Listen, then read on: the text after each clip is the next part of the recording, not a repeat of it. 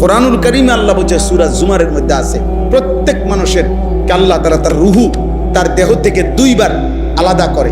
একবার চূড়ান্তভাবে মালাকুল মউত আজরাইল দিয়া, আর দ্বিতীয় খোদার কসম আল্লাহ বলছে প্রত্যেকবার বান্দা যখন ঘুমায় আল্লাহ তার রুহুটা তার দেহ থেকে আলাদা করে নেয়। আল্লাহ নিজে বলছেন, আমি চাইলেই আবার ফেরত দেই, আমি না চাইলে ফেরত দেই। আল্লাহু ইয়াতাওয়াফাল আনফুসা হিনা মাউতিহা ওয়াল্লাতী লাম তামুত ফী মানামিহা ফায়ুমসিকুল্লাতী কাদা আলাইহাল মাউত ওয়া ইউরসিলুল উখরা ইলা আজালিন মুসাম্মা।